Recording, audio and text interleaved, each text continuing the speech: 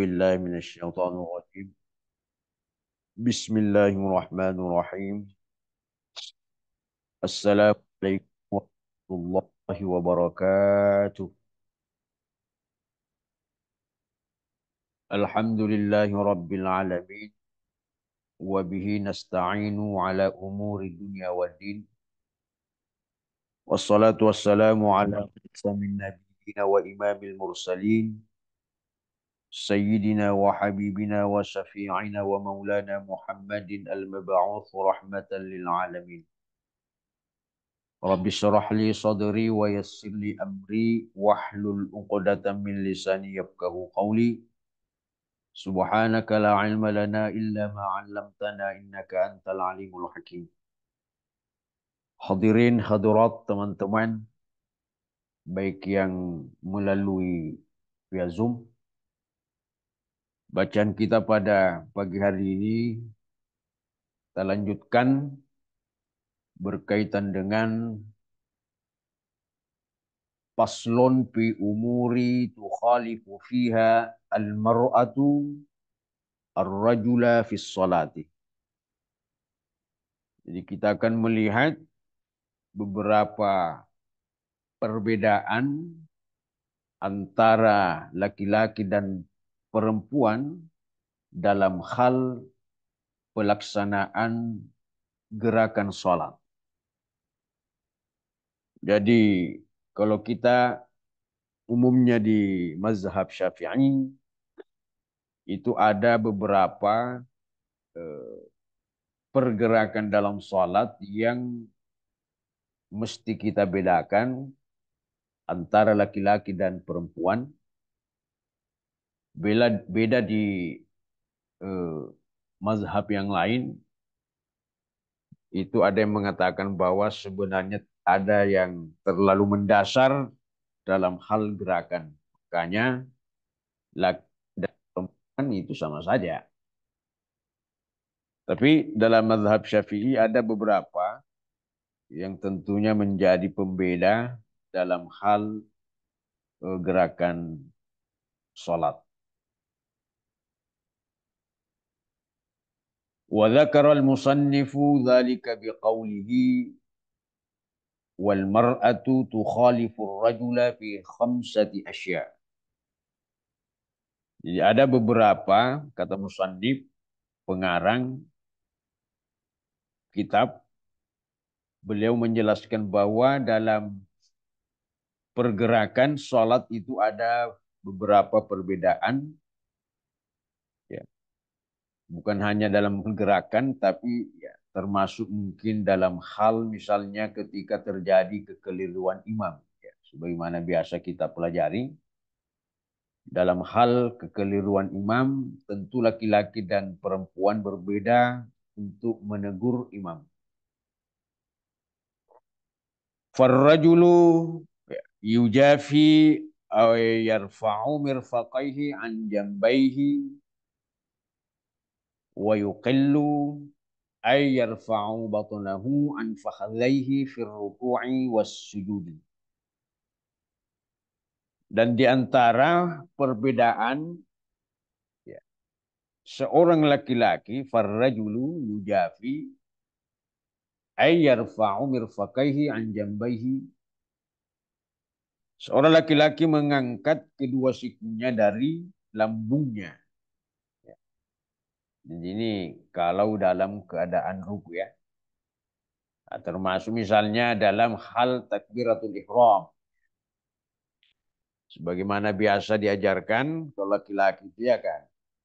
Artinya tidak ada masalah ketika agak membuka, ya.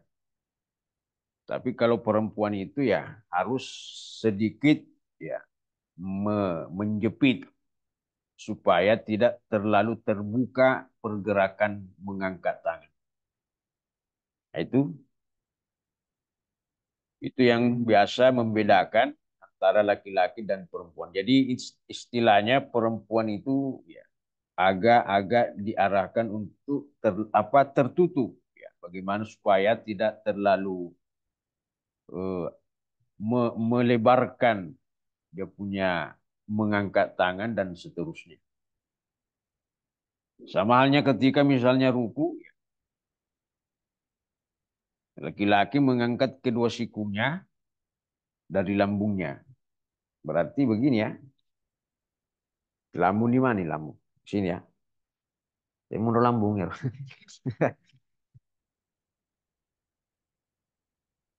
Kemudian wa yajharu fi mawdi'il jahri wa taqaddama bayanuhu fi mawdi'ihi. Dan mengeraskan suara laki-laki, mengeraskan suara di tempatnya dan mengeraskan suara sudah dijelaskan di tempatnya. Maksudnya kalau sholat jahar ya maghrib, isya, subuh itu laki-laki membesarkan. Kalau perempuan ya pokoknya tidak ada besar. Terkecuali ketika perempuan menjadi imam. Macam di sana 10 ya. Dan laki-laki di sana. Berarti di sana imamnya jahar. Tapi jangan kasih keluar. Selengame tahu ya. Jangan maksudnya jam dikasih keluar suara mic-nya apakah dan sebagainya. Nah, ada beberapa pendapat para ulama berdasarkan hadis bahwa walaupun di ruangan itu misalnya semuanya perempuan, tetapi berpotensi didengar oleh laki-laki itu juga dilarang.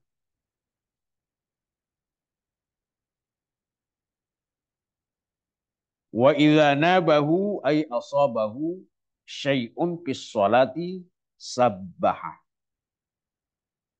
Ketika laki-laki terkena ya, ay asabahu atau mengalami musibah bahasanya ya. Artinya tersalahkan atau hilang ingatan dalam sholat misalnya pergerakannya sudah terlupakan entah rakaatnya dan sebagainya itu laki-laki menegur yang memimpin sholat itu dengan membaca sabbah tasbih subhanallah ya, nanti penjelasannya perempuan di bawahnya kemudian fayaqulu kemudian mereka berkata subhanallah nah, itu cara laki-laki menegur imam yang keliru biqasdi dzikri dengan maksud berzikir au ma'al i'lami atau untuk sekedar ya, jadi tujuannya hanya sekedar untuk yang pertama kata musannif biqasdi dzikri untuk berzikir atau untuk al-i'lam memberitahu ya. Jadi kalau seperti ini ya lam tabtul salatu tidak batal salatnya terkecuali kalau ungkapan yang di luar dari subhanallah. Seperti biasa banyak kisah-kisah yang entah dari, apakah benar atau tidak. Ada itu biasa disampaikan para penceramah yang selalu kuliah namil atau wattini. Ya, ada orang berteriak wattini sih. Imamnya bilang, belum tentu bos. Nah itu sudah batal itu. Cerita nih karena karang kira-kira. Nah, apa maknanya? Intinya, ya jangankan membaca, berdoa saja, ya berdoa saja di luar teks Arab, ya. Nah, itu pun kalau diungkapkan dengan mulut itu membatalkan sholat. Jadi bagaimana supaya mensiasati? Kita kan disuruh berdoa. Kayak kata para ulama, berdoa dengan hati saja. Ya. Kalau masih doa dalam teks Arab atau doa yang ada dalam Al-Quran, ya seperti misalnya tahiyat akhir kan salah itu sekedar maksud doa, tetapi dibaca setelah tahiyat akhir. Nah, itu tidak jadi masalah. Kenapa? Karena doa tersebut masih bahagian dari ayat. Ataupun misalnya tidak dalam teks bahasa selain daripada bahasa Arab. Dan memang ada beberapa ulama-ulama mengajarkan sebuah doa yang dibaca ketika sholat, misalnya ayat akhir, sujud terakhir. Tetapi itu tadi bahwa tetap harus dalam konteks dalam teks bahasa Arab. Jadi sama halnya juga tadi ketika imam tersalahkan atau keliru, maka laki-laki membaca subhanallah. Dengan catatan bikas dizikri dengan maksud berzikir au ma'al i'lami untuk memberitahu imam atau semacam kode kepada imam. Itu. Kemudian selanjutnya perbedaannya lagi wa auratur rajuli ma baina surrati war rukbatihi. Auratnya laki-laki ya ketika berbicara sah sebagaimana kita ketahui baina surrati war rukbah antara pusar dan lutut. Jadi kalau tidak pakai baju, pakai sarung saja, yang jelas ditutupi pusar sampai lutut, kemudian sholat secara hukum sah. Tapi secara etika itu tidak etik. Wah, ini lagi yang ramai kan, etik. Jadi seperti itu. Makanya etik itu lebih tinggi daripada hukum sebenarnya. Nah, sama juga. Artinya ketika berbicara sah, batal, sah. Tapi berbicara etika sangat-sangat kurang ajar. Jika kita dalam keadaan sholat, saya biasa dapati kakek-kakek dulu itu sholat begitu. Saya belum pilih tahu. Cuman menjadi pertanyaan loh, kenapa dia sholat begitu?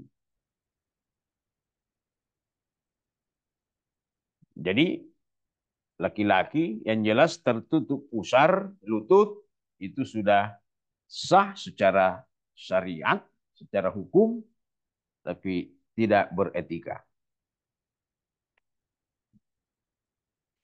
Kemudian wal mar'atu tukhalifur rajula fil khamsi al madhkura. Sedangkan wanita berbeda dengan laki-laki dalam 5 hal.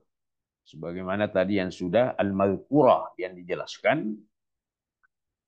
Fa innaha tadammu ba'duha ila ba'din fatulsiku batnaha bifakhdaiha fi ruku'iha wa sujudiha. Seorang wanita itu menempelkan sebagian badannya. Makanya tadi saya sampaikan bahwa itu serba kayak apa? Eh, Serba jepit-jepit ya.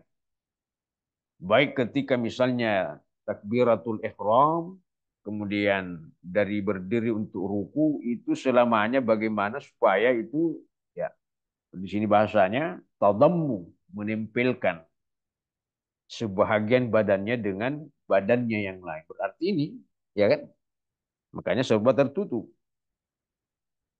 Termasuk misalnya ketika ruku dan sujud.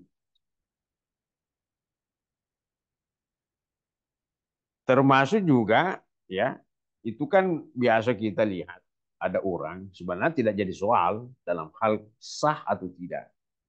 Tapi dalam hal misalnya berdiri itu kan ya kata ada orang terlalu terlalu lebar caranya membuka kaki. Ada juga terlalu ketat seperti kalau upacara siap. Padahal kalau aturan secara fikihnya itu ya itu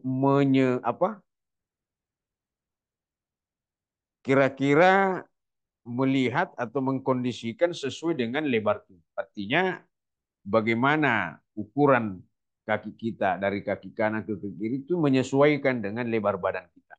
Itu semestinya. Berarti kalau tapi Toma maka disuruh ke mangukuru yang sampai itu layan dikerja sama juga dengan misalnya sawu suku pakum. Fa inna taswiyatas sufufi min tamamis shalah. Luruskan dan rapatkan shaf. Itu kan luruskan, oke, lurus. Makanya ada masjid itu yang memang tegelnya itu ya. ada kode misalnya. Tapi yang menjadi soal adalah di pada merapatkan. Ya, jadi kalau sawu lurus tidak ada masalah karena memang sudah ada masjid, bahkan bisa jadi semua masjid sekarang kan ada memang tegel khusus bahwa ini di sini berdiri kok. Tapi yang menjadi masalah adalah ketika dalam hal meluruskan, apa, merapatkan. Nah, itu banyak biasa terjadi mencari kaki, selalu mau menempelkan kaki dengan kakinya, karena dia pahami bahwa me- meluruskan dan merapatkan adalah kaki yang dia rapatkan. Makanya ada biasa itu kalau kaki kita sini, kemudian kalau kita geser-geser sedikit lagi ke dalam, ikuti tuh kaki kita. Kata-kata sapa nabalaye. Apalagi kalau misalnya yang baru-baru orang hijrah mutemani, artinya latar belakangnya itu adalah misalnya nah empat kilo kan, panali jajing. Karena dia pahami bahwa merapatkan saf itu adalah mesti kaki dengan, nah, persoalannya orang kan beda-beda. Ada yang tidak suka misalnya bersentuhan kakinya. Nah, begitu juga misalnya apa ini, tak apa ini, lengan dengan lengan mesti rapat. Tidak seperti itu. Ya. Nah, sama dengan perempuan kita yang sholat. Di sini sudah jelas tadammu menempelkan, ya.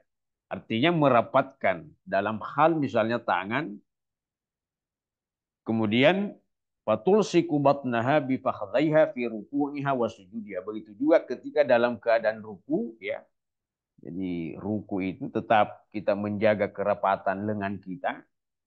Kemudian begitu juga ketika dalam keadaan sujud.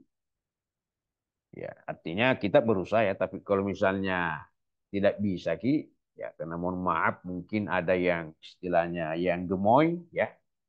Yang gemoy ya kan pergerakannya tentu beda dengan yang langsing. Tetapi tetap kita berupaya sesuai dengan apa yang disampaikan oleh ulama, tentunya berdasarkan beberapa riwayat yang ia sudah kaji.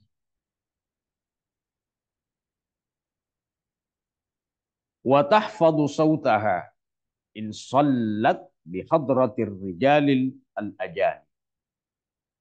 Nah, ini tadi, dan memelankan suaranya saat sholat di dekat laki-laki lain. Bukan mahram dan bukan halalnya. Tapi ketika memang dipastikan di tempat itu semuanya perempuan seperti di Aspuri di Gempunge, nah itu boleh menjaharkan suara kalau imam. Tapi sekali lagi saya sampaikan bahwa ya kalau bisa jangan ada yang mendengar laki-laki. Atau bagaimana di sana? Begitu jadi.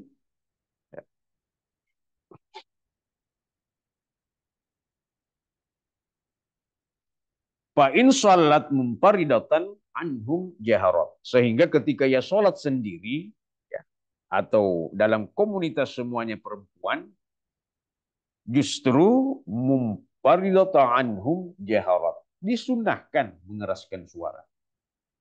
Disunahkan. Karena kalau tidak mau mengeraskan suara bagaimana caranya? Ah, bagaimana perempuan ketika imam dalam hal laki-laki, ya, imamnya laki-laki, wa idza nabaha syai'un fi sholati safaqat bidarbil yumna ala dhahril yusra. Ini juga banyak apa yang salah paham ketika imam keliru, perempuan menegur itu kan biasa yang dianukannya tepuk tangan, betul. Bidarbi. Jadi bertepuk tangan. Tetapi bidarbil yumna ala dhahril yusra. Nah, di sini banyak yang salah teknis. Kenapa? Karena di sini dikatakan bahwa dengan memukulkan punggung telapak tangan kanan, berarti ini punggung, ya. Jadi bukan begini. Jadi punggung telapak tangan kanan bidarbil yumna ala zahril yusra. Ke punggung telapak tangan kiri. Berarti bagaimana? Begini ya. Ya kan? Punggung telapak tangan kanan ke punggung telapak tangan kiri. Berarti begini. Bukan begini. Ini.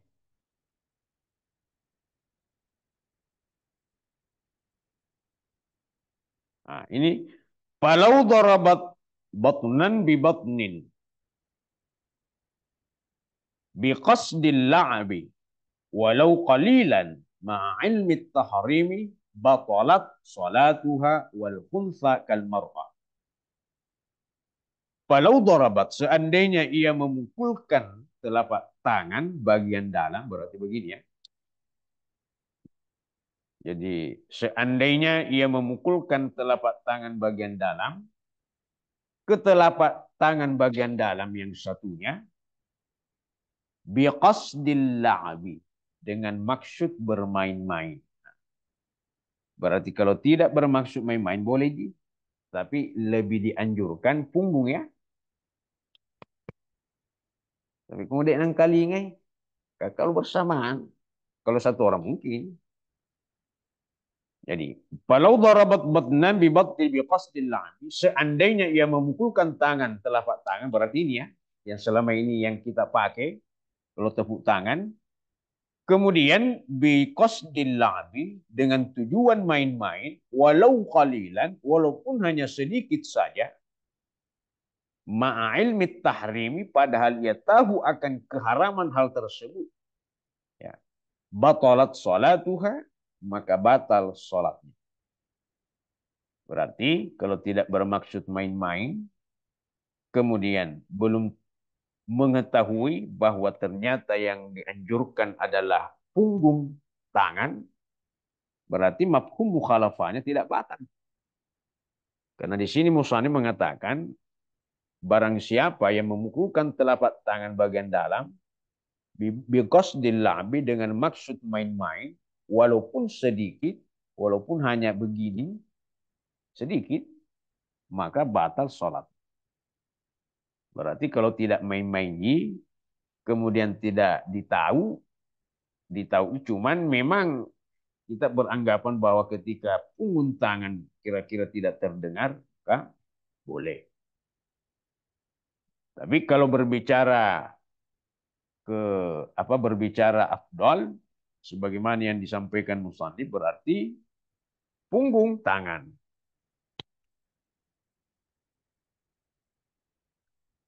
Wa jami'u badanil mar'a al-hurrati 'auratun illa wajhaha wa kaffaiha. Seluruh badan wanita adalah aurat selain wajah dan kedua telapak tangannya. Itu mazhab Syafi'i. Wa hadhihi auratuha fi sholati amma kharijas sholati fa auratuha jami'u badaniha. Dan ini adalah auratnya dalam salat. Adapun auratnya di luar salat, sebahagian ulama mengatakan itu seluruh badannya. Apa maksudnya? Ada namanya aurat dalam salat, ada namanya aurat di luar salat. Kalau di sini dikatakan bahwa ketika dalam salat perempuan boleh nampak wajahnya dan telapak tangannya, tetapi dalam hal di luar salat itu seluruh badannya adalah aurat. Itu satu pendapat. Tapi yang sering kita dengar baik di luar maupun di dalam seperti itu.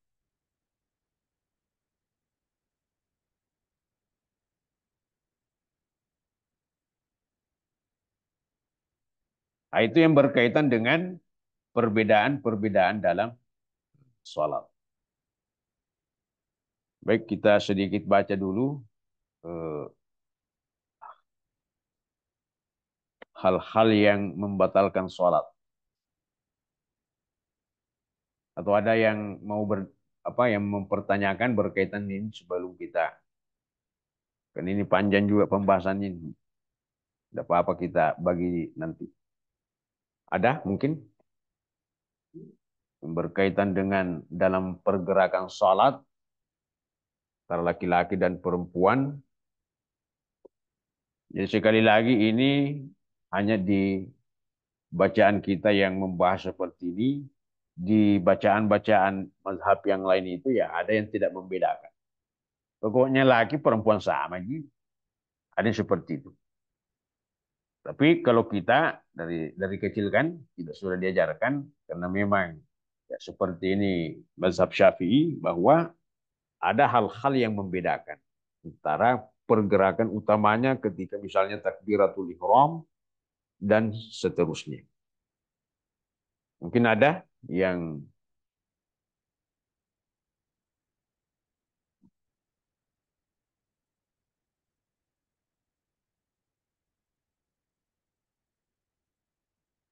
baik kalau tidak ada, ada? Oh, kita lanjut sedikit.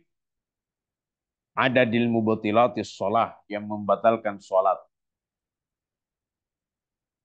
Yang pertama al-kalamu amdan as-salihu li khatabil adamiyyin sawa'un ta'allaka bi maslahatis salati aw la. Yang pertama yang membatalkan salat adalah al-kalamu amdan, berbicara dengan sengaja ya, dengan kata-kata yang layak digunakan untuk berbicara. Artinya kalau bahasa simpelnya bacaan di luar salat. Kapan itu terucap berarti batal. Kemudian wal amalul katsiru al mutawali ka thalathi khatawatin amdan kana dzalika aw sahwan. Ini juga banyak yang biasa kita jarang lihat atau biasa kita pandang enteng, yaitu gerakan yang banyak dan terus menerus seperti 3 kali. Maksudnya orang sholat kapan biasa bergerak di luar gerakan sholat ketika gatal, ya itu yang paling umum kalau gatal. Makanya di sini katakan wal amalul katsir al mutawali katsalafi 3 kali berturut-turut. Jadi bagaimana mensiasati hal itu ya 1 kali saja. 1 kali 1 kali gatal misalnya langsung garuk.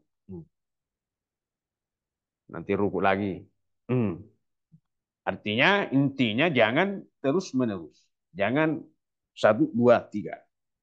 Karena kapan itu terjadi lebih seperti itu berarti itu berpotensi batal sholat kita. Ammal amalul qalilu fala tabtulus salatu bihi. Sedangkan gerakan badan yang sedikit maka tidak membatalkan. Persoalannya apa ukurannya? Apa ukurannya bahwa ini gerakan besar dan ini gerakan sedikit? Kan tidak mungkin jelas. Tapi kalau misalnya sementara sholat kemudian sambil menendang juga itu kan ya.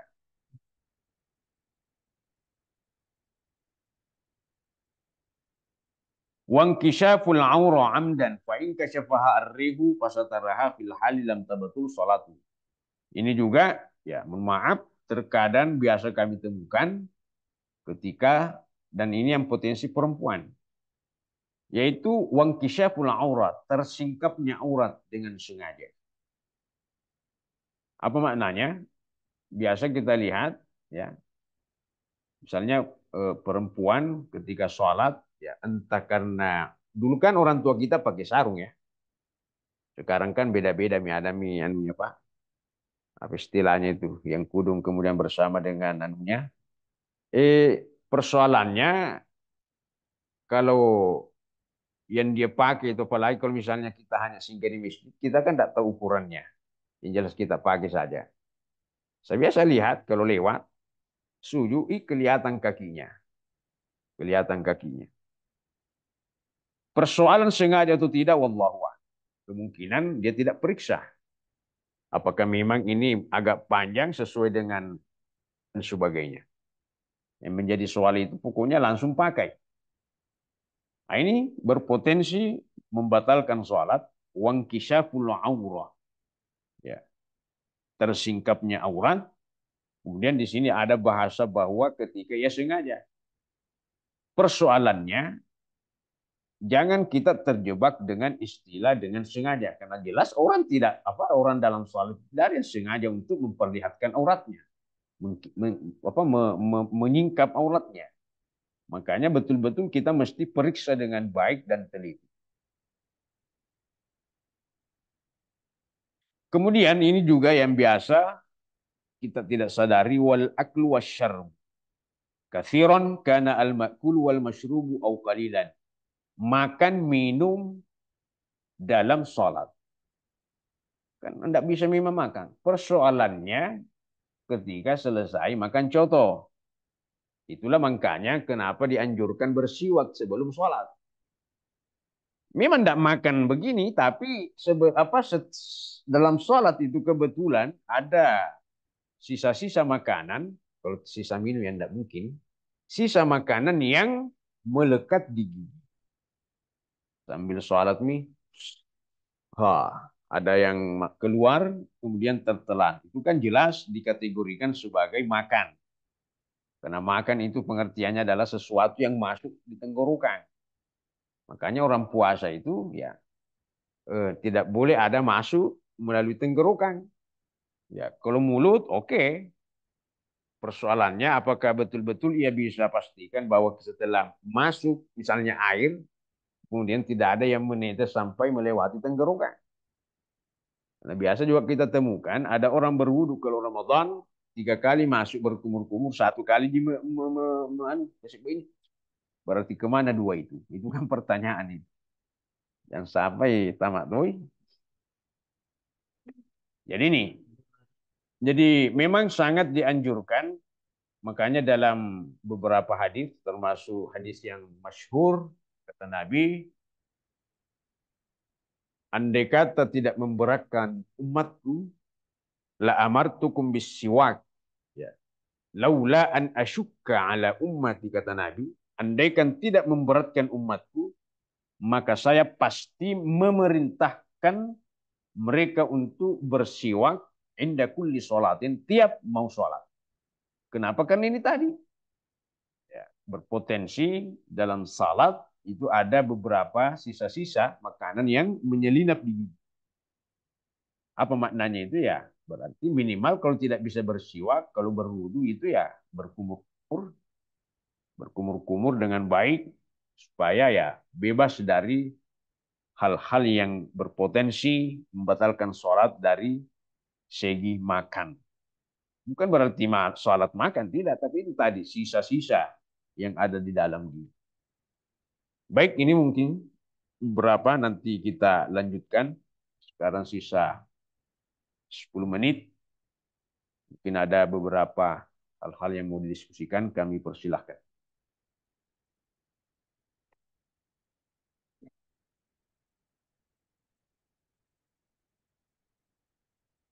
Ya.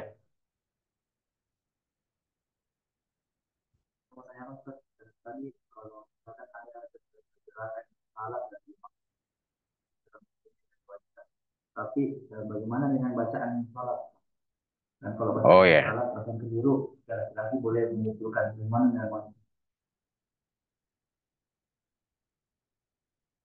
Baik, imam ketika mau ditegur itu kan sebenarnya begini. Saya pribadi kalau imam misalnya salah baca, selama ia tidak singgah, saya tetap atau beberapa teman-teman di pesantren dulu itu dia tidak menegurnya. Artinya kalau riset ada salah baca. Maksudnya kalau bacaan ya. Tapi selama dia tidak singgah tidak juga. Kenapa? Karena jangan sampai ya, jangan sampai. Apalagi ini kan bacaan setelah Fatih itu kan hanya istilahnya ketika berbicara hukum hanya sunnah dalam artian sebenarnya persoalan karena bisa menambah pahala sholat, semakin banyak bacaan sholat semakin banyak pahala. Tetapi itu yang menjadi pemikiran adalah ketika kita tegur jangan sampai justru semakin buyar dia punya konsentrasi. Terkecuali kalau memang dia sudah tersangkut, ya kita betulkan.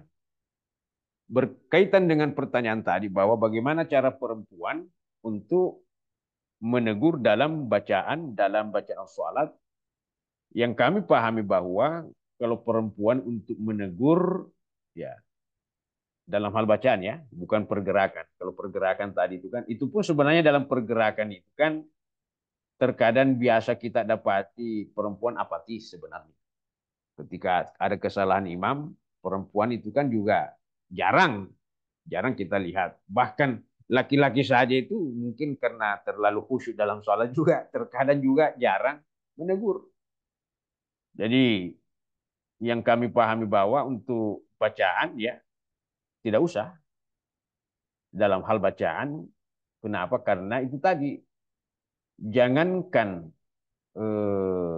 jangankan dalam salat yang jahar, yang besar suara itu kan perempuan betul-betul dianjurkan untuk tidak jahar, padahal mestinya jahar kalau bercampur dengan laki-laki. Misalnya, ini kan salat maghrib, salat isya, salat subuh. Itu kan kita jahar ya, artinya suara dikeluarkan. Tapi perempuan tetap dianjurkan untuk tidak jahar. Terkecuali seperti tadi yang kami sampaikan bahwa dalam komunitas terjadi seperti diaspora sana itu sah-sah saja, tapi itu pun catatannya sangat ketat. Apalagi misalnya perempuan mau menegur dalam keadaan bercampur ya, artinya kita jamaah normal ya, laki perempuan, kemudian imam salah, kemudian imam misalnya makmum perempuan mau menegur dengan cara bagaimana? Dalam sholat saja kita terlarang untuk jahar, apalagi menegur. Dalam sholat saja kita terlarang jahar perempuan ya, apalagi sampai berkeinginan untuk menegur. Kalau menegur ayat berarti harus bersuara kan. Makanya kenapa menegur dalam gerakan imam yang salah itu perempuan ada mekanismenya dengan menepuk tangan, karena itu tadi jangan sampai ia tidak sengaja mengeluarkan suara. Makanya cukup dengan tangan. Kalau laki-laki kan dibolehkan bersuara subhanallah. Itu menandakan bahwa betul-betul perempuan itu sangat dijaga eh, apa suaranya dalam hal sholat. Jadi kalau saya pribadi tidak usah, diam saja. Ya. Terkecuali kalau mungkin ya dalam situasi misalnya urgen, kalau misalnya sementara sholat baru gempa bumi besar dan sebagainya itu kan ya itu lain lagi pembahasannya. Tapi dalam hal misalnya kesalahan seperti ini ya cukup laki-laki yang ada. Makanya itu di belakang imam itu kalau kita mau betul-betul itu bukan orang sembarang ya. 3 orang di belakang imam minimal itu adalah bukan orang sembarang yang berdiri di belakang imam. Kenapa? Karena minimal yang 3 orang di belakang imam ini dialah yang berhak mengganti manakala imam dalam salatnya itu ada halangan. Nah, seperti beberapa bulan ada imam yang meninggal di Samarinda kayak di mana kayak yang viral videonya itu sebentar Samarinda kan ya daerah Kalimantan itu ya kemudian ada yang menggantinya walaupun sebenarnya pada saat itu berdebat lagi ulama kita karena ini ada artinya oke lah dari segi fikihnya memang seperti itu artinya tapi yang dilihat lagi yang mempermasalahkan lagi itu adalah dari sisi kemanusiaannya artinya kenapa tidak mau tolong nih seperti itu tapi kalau saya pribadi tidak ada salah artinya yang tetap melanjutkan itu kan ya berdasarkan fikih yang selama ini memang diajarkan tetapi ya dari sisi kemanusiaan ya itu tadi tapi kalau saya seandainya saya mesti ada 1 orang di situ yang rela membatalkan sholatnya. Maksudnya kan itu 3 imam di belakang. Tapi ya namanya seperti itu. Ya kita tidak tahu kan. Artinya masih leton dan sebagainya dan sebagainya. Jadi tidak ada salah sebenarnya di situ. Artinya Ya dia tidak batalkan sholatnya karena dia paham bahwa seperti inilah ketika imam berhalangan di depan sementara sholat berarti yang di belakangnya maju. Jadi seperti itu ya. Artinya perempuan dalam hal ini ya kalau saya tidak usah karena berpotensi membatalkan. Ya Allahu a'lam bishawab.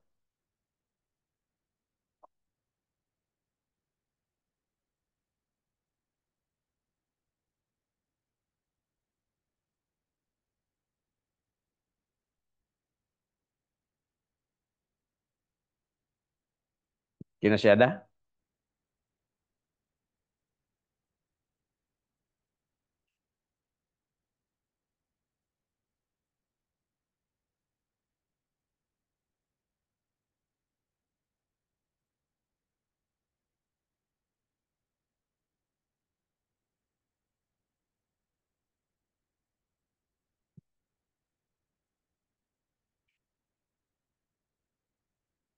Baik, mungkin sudah tidak ada. Mungkin juga sudah pukul 8 lewat 30 menit. Kita akhiri pertemuan kita pada pagi hari ini dengan membaca surah Al-Fatihah.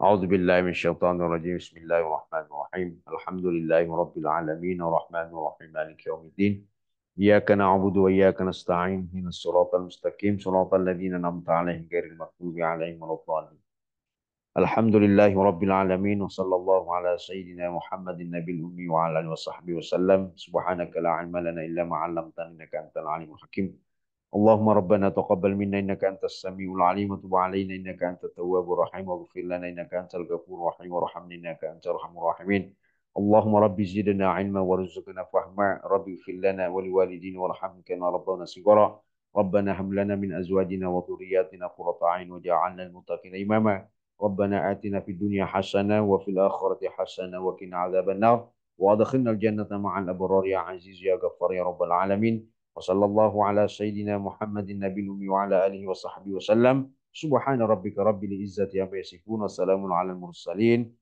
والحمد لله رب العالمين